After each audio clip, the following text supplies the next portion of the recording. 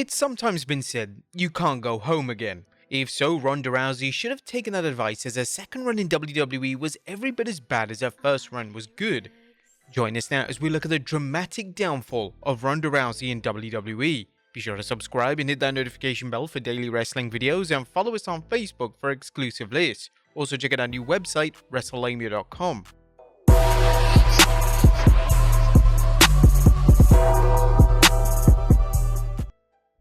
Ronda Rousey's road to the wrestling ring was full of twists and turns, much as her later WWE career would be. Rousey was a wrestling fan from childhood, watching the WWF alongside her sisters and even getting a Hulk Hogan wrestling buddy for her birthday. However, she would become a world-class judoka and MMA fighter before thoughts of wrestling became a reality. Nonetheless, pro wrestling was never far from her mind. For example, Rousey adopted the name Rowdy Ronda after meeting legendary wrestler Rowdy Roddy Piper and getting the Rowdy Scott's blessing to use it. Later, Rousey and her MMA friends Shayna Baszler, Marina Shafir, and Jessamyn Duke dubbed themselves the Four Horsewomen of MMA, an homage to Jim Crockett Promotions' legendary Four Horsemen. When the Four Horsemen attended 2014 SummerSlam, fans began speculating whether they'd see one or more of the MMA stars jump to WWE. With Rousey busy in UFC, this seemed uncertain, but that is until WrestleMania 31, where she joined The Rock in laying the smackdown on Triple H and Stephanie McMahon. Rousey's brief in-ring appearance had fans wondering whether Rousey would consider a match or even a career. In 2016, she worked her last UFC match, increasing the buzz she might actually join the WWE. After news broke in 2017 that the WWE had signed the baddest woman on the planet, fans witnessed a grand debut rarely seen for a new WWE superstar. Rousey showed up at the 2018 Royal Rumble, with the WWE building a confrontation with her against Stephanie McMahon and Triple H. This led to a mixed tag match at WrestleMania 34 involving Ronda Rousey and Kurt Angle against Stephanie McMahon and Triple H, a high-profile match that reflected the massive build-up the WWE made with Rousey from the start. This was one of the WWE's biggest in-ring debuts in the company's history, and Rousey had the ability to bring in UFC fans as well as the general public. Could the WWE pull off Rousey's debut and make it special though? Well, it turns out they very much could. The company, and more importantly Rousey, was praised for her debut match, which naturally she and Angle won.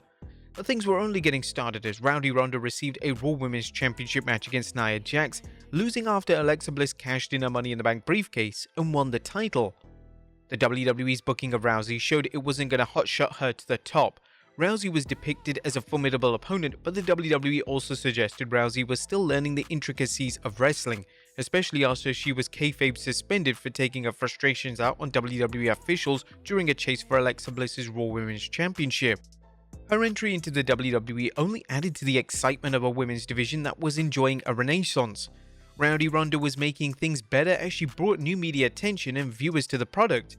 Some observers even felt she became the company's top star, female or otherwise. Whether this is true or not, Rousey's positive impact on the WWE and its women's division couldn't be denied. Rousey's ring skills also couldn't be denied.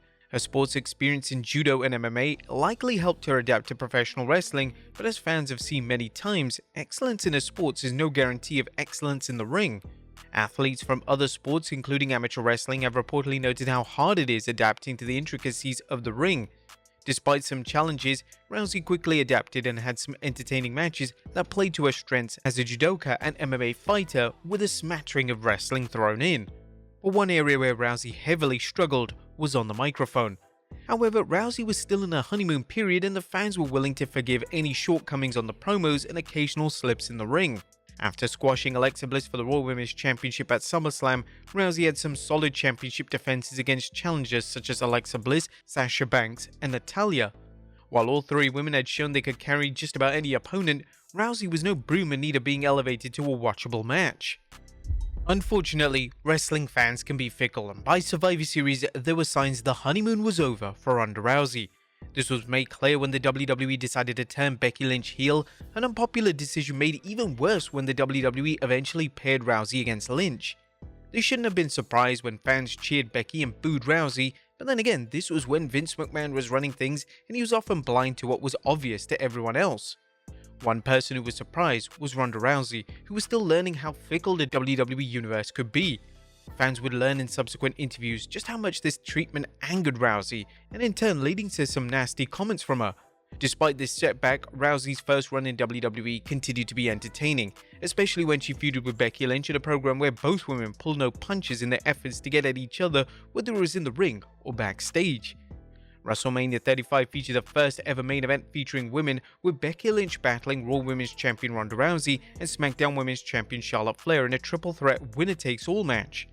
Although some fans were disappointed that WWE felt the need to add Flair to the match, the bout was well received overall and ended in controversy as Lynch covered Rousey for a 3 count, but the referee didn't see Rousey had raised her shoulder before the 3 count.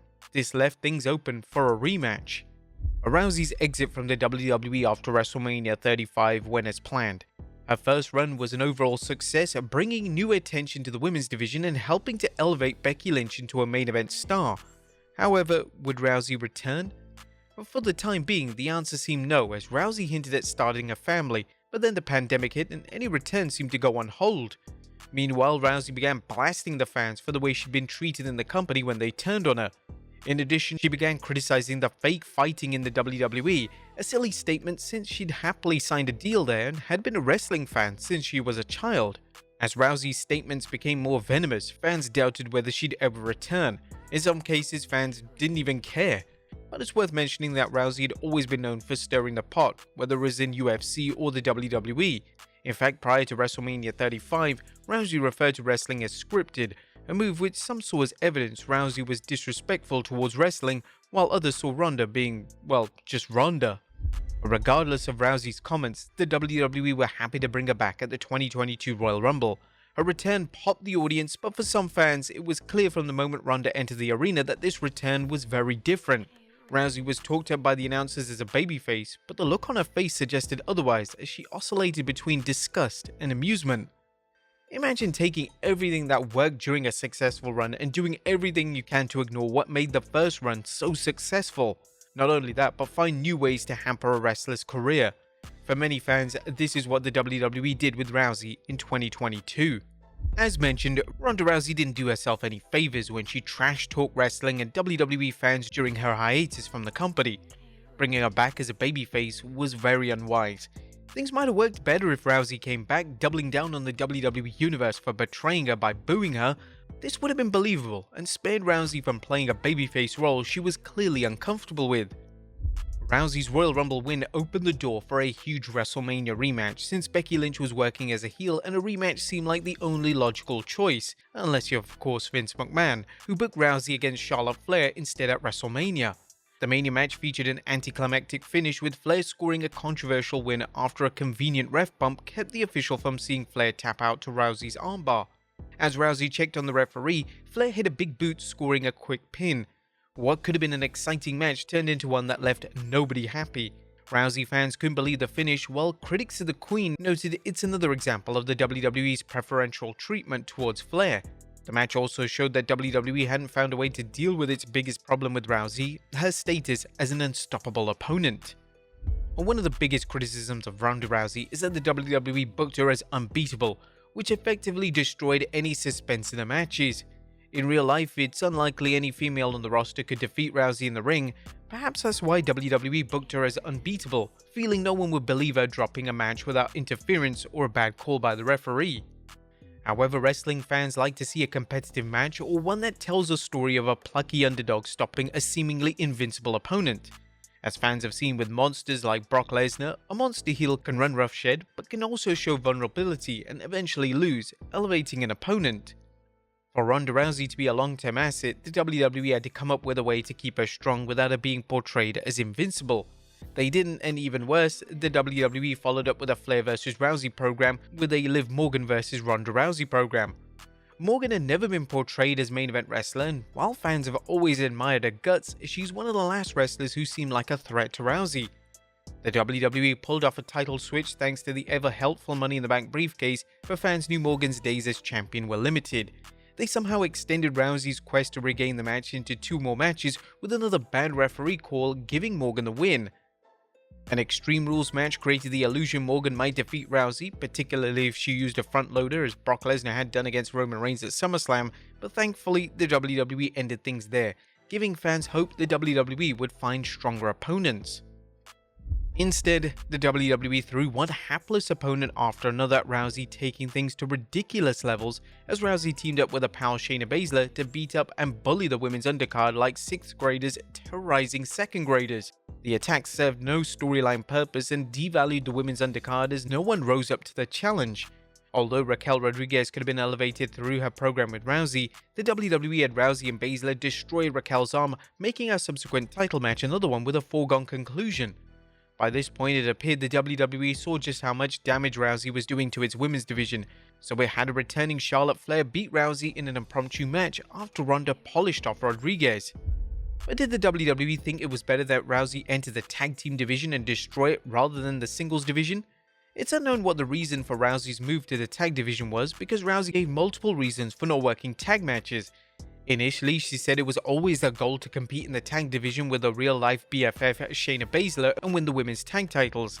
Later, she added that she and Baszler wanted to elevate the tag titles, which, to be fair, had been a hot mess since Sasha Banks and Naomi walked out of the WWE with them. But then an arm injury put Rousey's tag team championship ambitions on hold, but once she came back, she and Baszler won the belts, promising a long reign.